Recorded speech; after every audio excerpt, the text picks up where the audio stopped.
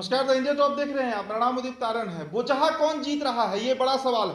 बोचहा जो है वो नाक की लड़ाई बन चुकी है बिहार में, क्योंकि बीजेपी ने मुकेश सहनी को अपनी गठबंधन से बाहर कर दी और इसके बाद अपना प्रत्याशी वहां से खड़ा कर दिया, जिनका नाम बेबी कुमारी है। वीआईपी की बात करें, विकासशील इंसान पार्टी, तो मुकेश सहनी ने इस बार रमई राम जो लगातार फील्डिंग कर रहे थे कि उनकी बेटी गीता देवी को टिकट मिल जाए राजद से, लेकिन टिकट नहीं मिला तो मुकेश सहनी ने उन पर भरोसा जताया और उन्हें वीआईपी से सिंबल दे दिया, टिकट दे दिया।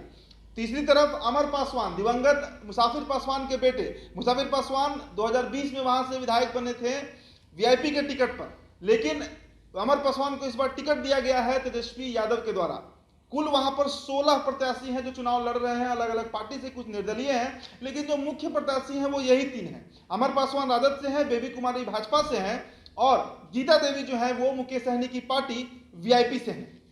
ऐसे में अब अगर हम जातीय समीकरण की बात करें या फिर किस आधार पर वहां वोट पड़ रहा है, पार्टी के आधार पर कि डेवलपमेंट के आधार पर, कि नीतीश कुमार का चेहरा सामने है, कि बीजेपी का हिंदुत्व मॉडल सामने है, कि मुकेश सहनी के साथ जो धोखा उन्हें दिया गया, जो वो खुद कह रहे हैं, वो फैक्टर, इन तमाम मुद्दों पर हम चर्चा करेंगे। लेकिन इससे पहले हम जरा बोचहा विधानसभा सीट को समझ लेते हैं। बोचहा विधानसभा सीट का जो निर्माण है, आप ये कह सकते हैं कि बोचहा विधानसभा सीट एग्जिस्टेंस में 1972 में आया और उस समय पहली बार वहां से विधायक बने थे रमई राम, वही रमई राम जिनकी बेटी गीता देवी है, जिन्हें वीआईपी से टिकट मिला है। वहां के जातीय और वहां के अगर हम पॉपुलेशन सेंसस की बात करें तो देखिए 2011 में जब वहां पर सेंसस हुआ था तो जो जनसंख्या बताई गई थी, कुल जनसंख्या 4,25,473 थी, जो अभी शायद 5 लाख के आसपास हो चुकी है। वही वहां पर ग्रामीण आबादी जो है वो 96% है और शहरी आबादी जो है वो 3.5 से 4% बताई जाती है। इसमें पुरुषों की संख्या जो है वो करीब 53% है और महिलाओं की संख्या जो है वो 47% है। साल 2015 में वहां पर जो कुल वोटर थे उनकी संख्या 2,54,000 बताई गई थी, लेकिन 2020 में वो संख्या बढ़ के 2,74,000 के आसपास पहुंच गई थी। तो मतलब 3.25 लाख कुल वहां पर वोटर है।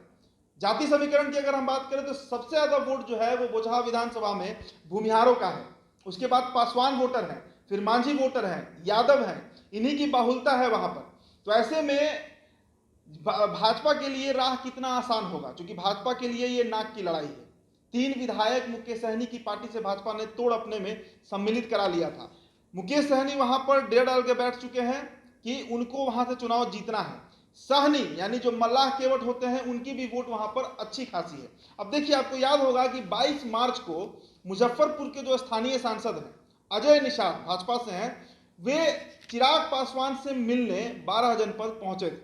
हालांकि उन्होंने मीडिया से बातचीत के क्रम में यह बात कहा था कि ये एक औपचारिक मुलाकात है, लेकिन जो कयास लगाए जा रहे थे, और अब तो ये बात स्पष्ट है कि अजय निषाद वहां पर पहुंचे थे लोजपा से मदद मांगने के लिए। चूंकि करीब 40,000 के आसपास पासवान वोटर हैं, तो भाजपा अगर पासवान वोटर्स की गोलबंदी कर लेती है तो बेबी कुमारी के लिए जीतना बेहद आसान होगा, क्योंकि उनकी जो ट्रेडिशनल वोट है भूमिहारों का, उसका संख्या करीब वहां पर 57,000 से 60,000 के बीच बताया जाता है। जो सर्वे के आधार पर आता है डेटा, उसमें करीब 55 से 60,000 के बीच में भूमिहार वोटर्स हैं, 25,000 के आसपास वहां मांझी वोटर हैं, 35 से 40,000 के बीच में वहां पर सहनी यानी जो निषाद समाज के वोटर हैं वो हैं। तो मुजफ्फरपुर के स्थानीय सांसद भी दौरा कर रहे हैं। और तो सबसे बड़ा प्रकरण 2 दिन सामने आया, 12 जनपद आवास जो है, जो 1989 से पासवान परिवार का था, रामविलास पासवान का था, उसे अचानक खाली करवा दिया गया। तो अब ये बात भी कहा जा रहा है कि जो पासवान है वो बेहद नाराज है, और ये बात आप अपने सोशल मीडिया से समझ सकते हैं। वो तमाम पासवान लोग या चिराग पासवान के जो समर्थक हैं वो इस बात से खासा नाराज चल रहे हैं कि उनके नेता का आवास जो है वो बीजेपी ने छीन लिया है। हालांकि ये फैसला कोर्ट का था, लेकिन सीधे सीधा आरोप जो है वो भाजपा पर लगाया जा रहा है। अब खुलकर लोजपा के प्रवक्ता भी इस बात को सामने रख रहे हैं कि सही काम को गलत तरीके से किया गया। तो 40,000 जो पासवान वोटर्स हैं वो किसकी तरफ जाते हैं, ये देखना बेहद दिलचस्प होगा। लेकिन अमर पासवान भी एक फैक्टर वहां बन सकते हैं। उनके पिता दिवंगत मुसाफिर पासवान 2020 में वहां से चुनाव जीते थे, और अगर वो पासवान वोटर्स को गोलबंद कर लेते हैं तो जो पारंपरिक वोटर है राजद के, उनका तो वोट उन्हें मिलेगा ही, साथ साथ पासवान का जो 40,000 वोट है ये एक बड़ा फैक्टर बन सकता है उनकी जीत में। तीसरी तरफ अगर हम रमई राम की बात करें तो रमई राम 1972 यानी जब से बोचहां विधानसभा सीट बना तब से 9 बार वहां से विधायक रहे। 95 में, साल 2000 में उन्होंने मुसाफिर पासवान को बोचहां से हराया भी, और उसके बाद बिहार सरकार में मंत्री रहे। राजद के सिंबल पर उन्होंने लड़ा, उसके बाद जदयू के सिंबल पर उन्होंने लड़ा, और 2015 में उनके उस अभेद किला को जिसको कोई नहीं ढा पा रहा था, बेबी कुमारी ने 24,000 वोटों से शिकस्त दिया था रमई राम को। तो रमई राम का अपना एक ट्रेडिशनल वोट है बोचहां में, जो उन्हीं को वोट करता है।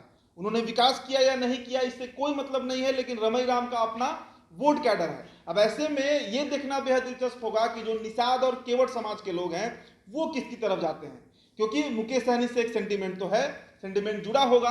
मुकेश सहनी को मंत्री पद से हटाया गया, उनकी पार्टी तोड़ दी गई, 3 विधायक उनके छीन लिए गए। तो 35 से 40 हजार निषाद वोटर, 40,000 के आसपास पासवान वोटर, ये किसकी तरफ रुख करते हैं वही तय करेंगे कि वहां पर बोचहां विधानसभा सीट कौन जीत रहा है। क्योंकि जो यादव वोटर हैं वो राजद के साथ रहेंगे, जो भूमियार वोटर हैं 60,000 के आसपास वो भाजपा के साथ रहेंगे। तो आखिरकार बोचहां कौन निकाल रहा है, ये पूरा जातिगत समीकरण है। लेकिन जो 2 जातियां वहां पर सबसे बड़ी फैक्टर बन चुकी हैं वो केवट और मल्लाहों की जाति है, और दूसरी पासवान की जाति है। चूंकि पासवान खफा है, पासवान बेहद खफा है भाजपा से। अगर उनका मूड बदला और उनका मूड अगर अमर पासवान की तरफ गया तो बेबी देवी की हार सुनिश्चित हो जाएगी। दूसरी तरफ केवट समाज अगर भाजपा से अपना मुंह मोड़ लेता है, जो उनका ट्रेडिशनल वोटर रहा है, अगर इस बार सहानुभूति वोट वो मुकेश सहनी को दे देता है, तब भी भाजपा हार जाएगी। तो भाजपा के लिए यह चुनाव बेहद कठिन हो चुका है। हालांकि जो उपचुनाव होते हैं बिहार में वो सत्तारूढ़ दल के पक्ष में ही जाते हैं, लेकिन स्थितियां ऐसी बन गई हैं कि एक तरफ पासवान तो दूसरी तरफ केवट मल्लाह लोग। ऐसे में ये चुनाव बेहद दिलचस्प है। भाजपा अपनी एड़ी चोटी की जोड़ लगा रही है, अजय निषाद से लेकर सभी लोग वहां पर कैंप किए हुए हैं। इसी बीच चिराग पासवान ने ऑफिशियली एक स्टेटमेंट भी दिया था कि लोजपा इस बार बोचहां में ना किसी के समर्थन में है और ना ही किसी के खिलाफत में है। लेकिन अंदर से जो डील हुई थी, अजय निषाद पहुंचे थे मिलने चिराग पासवान से, उसके बाद से यह लग रहा था कि पासवान वोटर जो है वो बीजेपी के साथ जाएंगे। तो 16 अप्रैल यह तय कर देगा कि वहां से किसकी जीत हो रही है। 12 अप्रैल को वोटिंग है और 16 अप्रैल को वहां से मतगणना होनी है।